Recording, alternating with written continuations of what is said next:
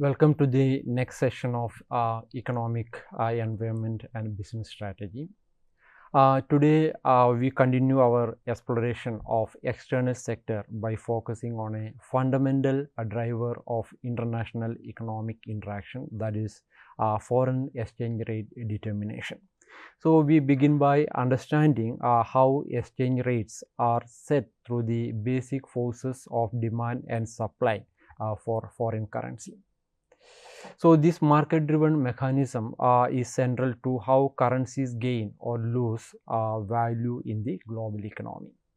Next, we will examine how different types of exchange rate regimes practice across the world. So, we begin with flexible or floating exchange rate system where market forces interact freely to determine the foreign exchange rate. Then we will discuss fixed exchange rate system where currency is pegged to another currency or basket of currencies. Then subsequently we will discuss managed float system where central bank intervene occasionally to stabilize the or guide currency values without committing to a fixed peg. So, we will also explore how these regimes vary across countries and the strategic trade-off they involve, such as stability versus autonomy in monetary policy. So, understanding this exchange rate mechanism is essential not only for interpreting macroeconomic trends, but also for evaluating the risks and opportunities businesses face in increasingly integrated global marketplace. So, let us begin by defining the foreign exchange rate, then unpacking the demand and supply dynamics in the foreign exchange market. So, coming to the foreign exchange rate definition. So, the exchange rate means price of one unit of foreign currency. So, for example, when we say talk about exchange rate for against US dollar, when we say that exchange rate against US dollar means 85, that means in order to buy 1 unit of US dollar, we need to pay 85 rupees. So, that is how simply in layman's language how exchange rate is defined. So, exchange rate is simply defined as the price of one currency in terms of another currency. So, as I already mentioned, it is expressed, that is expressed in terms of another foreign currency. So, in order to buy 1 unit of foreign currency, that is how we define foreign exchange rate.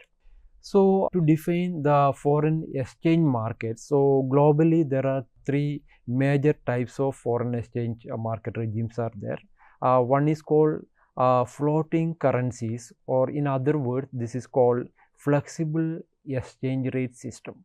So, flexible exchange rate system means these are mainly determined by the forces of supply and demand, just by the forces of market mechanism. So, in countries like US, Japan, European Union, Australia and Sweden, they have floating currencies or flexible exchange rate system. Then some countries have fixed or pegged currencies, that the fixed exchange rate system. That means pegging a currency to another or a basket of currencies. These are often implemented using a currency board, and we will talk about this little bit in detail in one of the slides in later on. Then we have managed floating, that means it also called as managed in bracket, that is fixed float. That means it is to some extent is a mix of floating and fixed. What is matter here is that in general the central bank would allow its currency to interact in the forex market freely.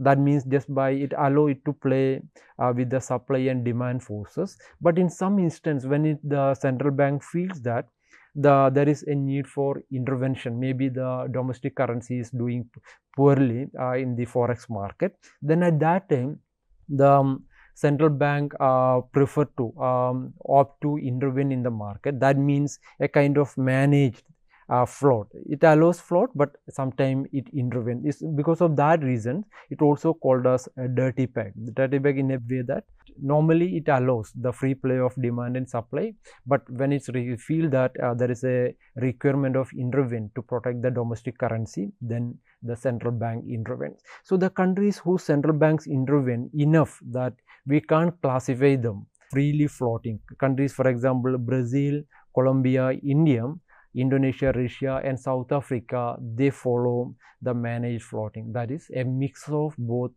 fixed exchange rate system and flexible exchange rate system, but most part of the time it will deal with the flexible exchange rate system, and sometime central bank intervene, then it becomes managed floating.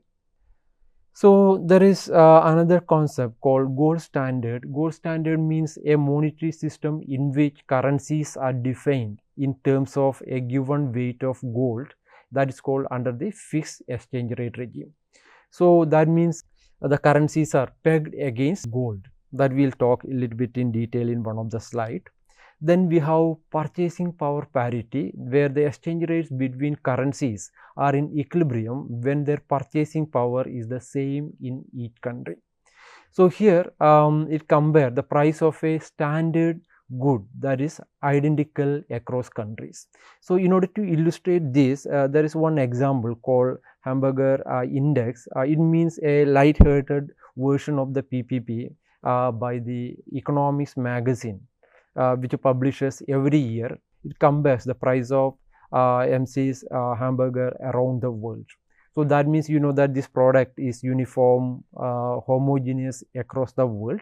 So then you see that suppose in India, for example, you get this product at 200, and in US you get, for example, double the price. Then accordingly you define the exchange rate by dividing one with the another. So that is actually a little bit more light-hearted version of the purchasing power parity method. So let me now move to the how a floating or flexible forex market works. This operates mainly through the demand and supply forces. So coming to the demand for foreign exchange. So just think about India. We are demanding forex. For example, we are demanding US dollar. So why do we want to demand? What is the rational motive behind demanding US dollar? Because we demand forex or US dollar because we want to import from the US, right? So that means Indian demand for US dollar or any other foreign currency arises from the Indian demand for import from the USA and other currencies. So similarly, from Indian unilateral transfers to the USA or the rest of the world. So in order to make that transfer, we need to convert Indian currency to foreign currency. That means we are demanding foreign currency. So similarly, Indian investment in the US and the rest of the world, that means capital outflow from India. So similarly, when tourists visit another country and need to exchange their national currency for the currency of the country they are visiting, in all these cases, what it means that we are demanding foreign currency. In other words, the demand for foreign exchange is a derived demand for foreign goods and services. So all the four items I listed here, it actually means the demand for foreign goods and services as well as foreign capital outflow. So in order to do that, the first step involved is that we need to convert Indian currency, that is our asset, we need to convert into foreign currency. In that context, the demand for foreign exchange arises. Then coming to the supply of forex, it comes mainly the foreigners, they supply their currency. That means in the forex market, if more dollar is coming or more pound is coming or more yen is coming, Japanese yen is coming, that means the supply of foreign exchange arises. Why should they pump money in the in the forex market? Mainly because when they want to demand our goods and services, in other words, from the Indian export of the goods and services to the foreign country. So when that means Indian export means foreigners are demanding our goods and services. When they are demanding our goods and services, then they first in order to buy our goods and services, first they will convert the forex into Indian currency. So that means that is the supply of foreign exchange. Then comes the unilateral transfers received from the USA, from US or the rest of the world investment in India, that is the capital inflow. When foreigners are making direct investment or they are making portfolio investment here, then in order to do that, they need to first convert their foreign currency, their currency to Indian currencies. So in that case, what they are doing is that they are supplying foreign exchange in the forex market. So similarly, foreigners when they visit, foreign tourist expenditures in the country, in India, that also become part of supply of forex. So let me now show you using the demand and supply diagram how forex rates are determined. So you can see now you are already familiar with the demand and supply framework. So you can see here that on the y-axis we denote it with the foreign exchange rate, and on the y-axis we have forex rate, on the x-axis we have supply and demand for foreign exchange. In other words, this is the quantity of forex. So what you can see here is that the demand curve is slopes downward from left to right. What does it mean? It means that when foreign exchange decreases, when lower the foreign exchange rate, then we demand more foreign currency. That means we are demanding more imports. So just recall here that the demand for foreign exchange or the demand for foreign currency is a derived demand for foreign goods. That means demand for imports. So that means, suppose this is the equilibrium rate, equilibrium forex rate. For example, just take this one, for example, 80. Let us say this one we are dealing with US dollar and Indian currency. So from our perspective, the demand for this forex, this diagram is slopes downward. It means this represent our demand for US goods and services, our demand for US imports, right? So that means this one is, for exchange rate is, for example, 80. That means in order to get $1, we need to pay 80 rupees, right? Then when the foreign exchange rate becomes 100, that means in order to get $1, we need to pay 100. What does it mean? So that means this is the foreign exchange rate has increased, but actually what happened here is that it has depreciated. That means when the forex, initially we need to pay only 80, but now we need to pay 100. Though foreign exchange rate in this example it has increased, but in value terms, you know that if we will report this as there is a depreciation of forex rate. That means we already know that right now is 85. When it becomes 90, 95 or 100, how we interpret that? Though foreign exchange rate has increased, but there is a depreciation. So what does it mean?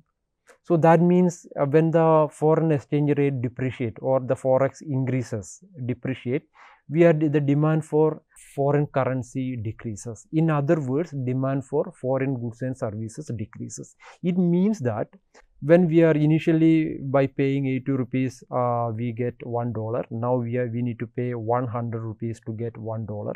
Assuming that the price level in the foreign country, in the US, for example, remaining same, that means in order to buy goods, now we need to spend more. Initially to get $1, we need to pay only 80. Now we need to pay 100. That means demand for import, it decreases. That means this is how to interpret here. So you can see the demand for forex decline. Why? What is the economic logic behind it? Because you can see the foreign goods become expensive in the country. That means initially by paying 80 we used to get $1, then buy goods worth $1, but now in order to buy the same $1 product we need to pay 100. So in that is the case, we can see that the demand for forex decline. In other words, demand for foreign goods and services decline. So similarly here, when the foreign exchange rate declines, that means it appreciate. That means now we need to pay only, for example, 60 rupees. So that means in order to get $1, we need to pay only 60. That means the imports of foreign goods and services become cheaper in the country, because as I already mentioned, by paying 60, now we are getting $1.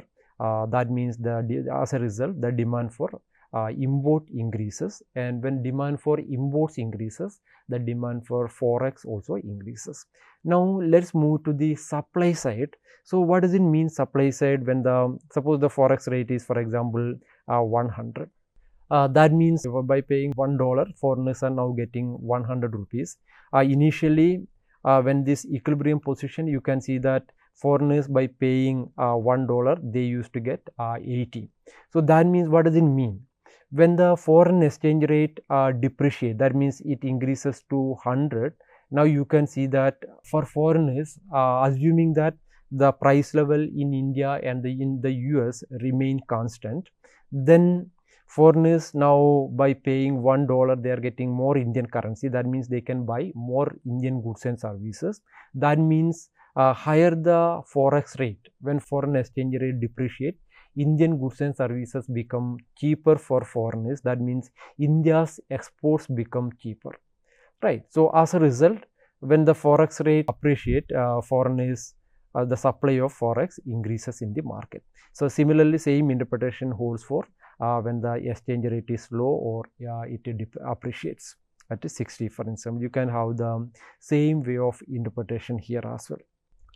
Let me now move to the factors that are affecting the demand and supply of foreign exchange. So using the previous diagram, what we discussed was the spot exchange rate, that is the price at which a currency can be bought or sold for immediate delivery. That means if you are going to a bank and buying a forex, that means you are engaging in a spot transaction. That is the spot rate. So the factors affecting a currency spot rate, it includes several factors, including change in the differential between Indian inflation and foreign country inflation, because you know that this will have implication on the export and import. Similarly, change in the differential between Indian interest rate and foreign country interest rate, and changing differential between Indian income level and foreign countries income level. For example, foreign countries foreign income increases, that means their purchasing power increases, then that means they will be demanding more of Indian exports, right? Similarly, if our income increases, then domestic income increases, that means we will be demanding more foreign goods and services, that the demand for import increases. This means demand for foreign exchange rate increases. Demand for foreign exchange rate increases means the exchange rate is going to increase. That means there is a depreciation. So similarly, changes in government control, change in expectation of future exchange rate, all these are going to affect the demand and supply of foreign exchange. So in a nutshell, the spot exchange rate reflects interaction of inflation, interest rates, income, including domestic income and foreign income, government policies and market expectations, with the supply and demand for currencies adjusting constantly in the forex market. So let's make a distinction between two interrelated concepts. One is called depreciation and appreciation. So the depreciation and appreciation happen mainly in the flexible forex market. Depreciation means when the forex increases, when forex from 80 rupees per dollar increases to 100 rupees per dollar, that means it increases, but we call it as depreciation. And appreciation means the other way around. So when depreciation happens, then the cost of export it becomes cheaper, and foreigners find Indian goods and services cheaper, because if there is a depreciation of forex depreciation, and cost of import it become dearer. And the devaluation and revaluation, this is mainly done by the government through the government intervention. That means devaluation means government's deliberate effort, that the Reserve Bank of India deliberate effort to devaluate the currency, just like increase the forex rate. And revaluation is to reduce the exchange rate, that means a kind of appreciation.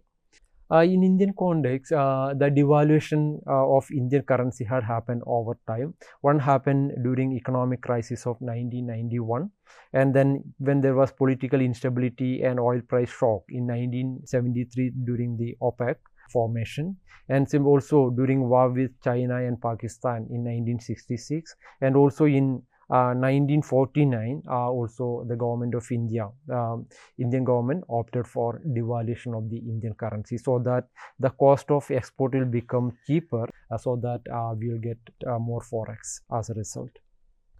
So moving to the fixed exchange rate. In a fixed exchange rate system, foreign central banks buy and sell their currencies at a fixed price in terms of dollars.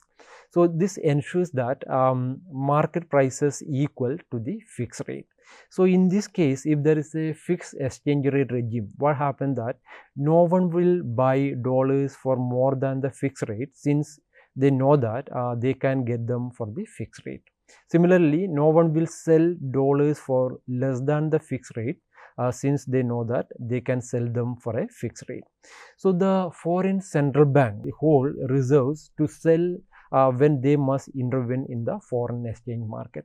So here the fixed exchange rate regime, mainly here the intervention by the central bank is mainly in terms of buying or selling foreign exchange. This is mainly done by the central bank. So let us examine, distinguish how forex rate vary, that the demand and supply changes under the flexible exchange rate regime and also under the fixed exchange rate regime. So let us begin with flexible exchange rate regime. Assume that in the beginning the exchange rate is, for example, here. This is the forex rate and this is the quantity of demanded and supplied in the forex market. And due to some external factor, suppose that there is an autonomous increase in the demand for import. That means due to maybe during COVID time, there will be a sudden demand for foreign vaccine and foreign COVID protection gears, etc. So as a result, you know that the foreign exchange is same, but due to some external factors, maybe an autonomous increase in import. Is shift, though the exchange rate is same, market determine this is the exchange rate, there is a shift in forex market, that the demand curve. This happened mainly because there is an autonomous increase in demand. So now you can see that the demand curve shift rightwards. You can see from this diagram that is shifting rightwards.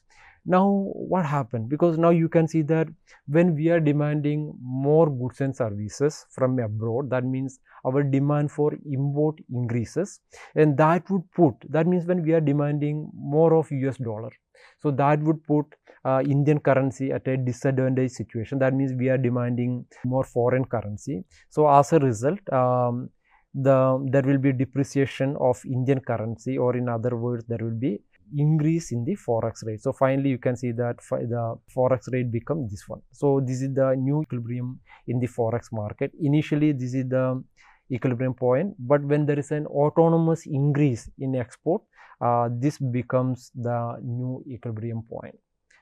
And this is all about the flexible exchange rate system. Let us now see what happened under the fixed exchange rate regime. Suppose you talk about here, this is market determined forex rate. Assume that the forex rate is, for example, 1.25. This is determined by the demand and supply forces. But assume that these two countries already falling under the fixed exchange rate regime, they already agreed that the forex rate should be 1. But the market forces determine forex rate is 1.25. So what you can see that at this rate, this is the supply. You can see the supply curve intersect here with this forex, and demand is this much. So you can see this is the demand. So this much is the excess demand in the market. So in this case, what has to be done? This excess demand should be met with the excess supply.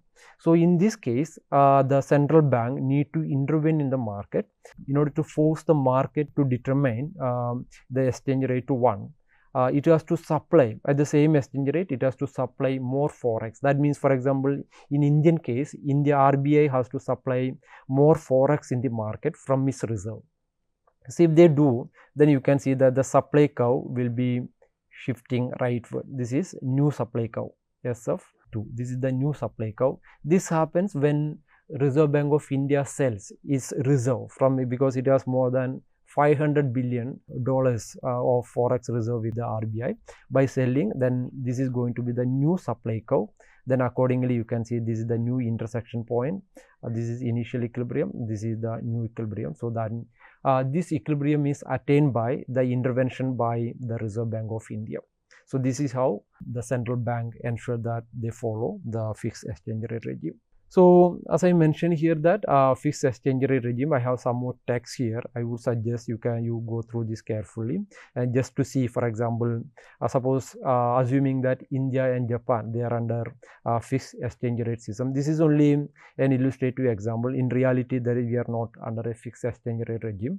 If India were running a current account deficit versus Japan, then they need to, because if they already agreed for a fixed exchange rate regime, obviously if there is current account deficit is going for India, then they have two options. Either RBI sells yen from its foreign exchange reserve so that the supply of forex increases in the market, or Bank of Japan buy INR with the newly issued yen.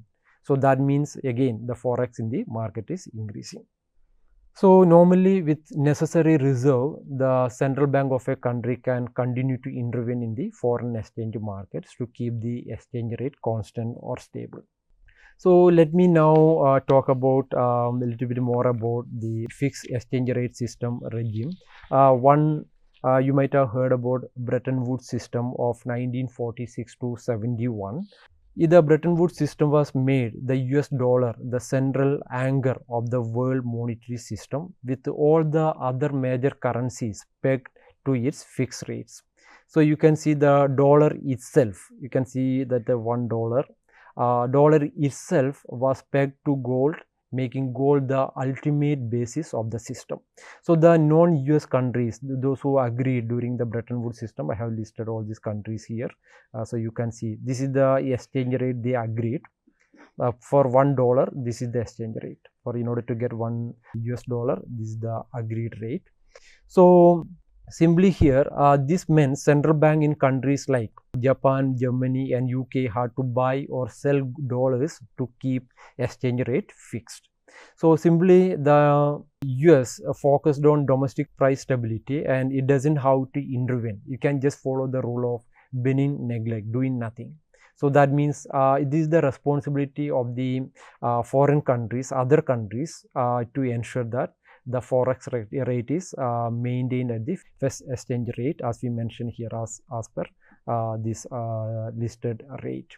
However, you know that it lasted only till 1971. In 1971, the Bretton Woods system collapsed. The main reason, by the early 1970s, the Bretton Woods system was under severe strain.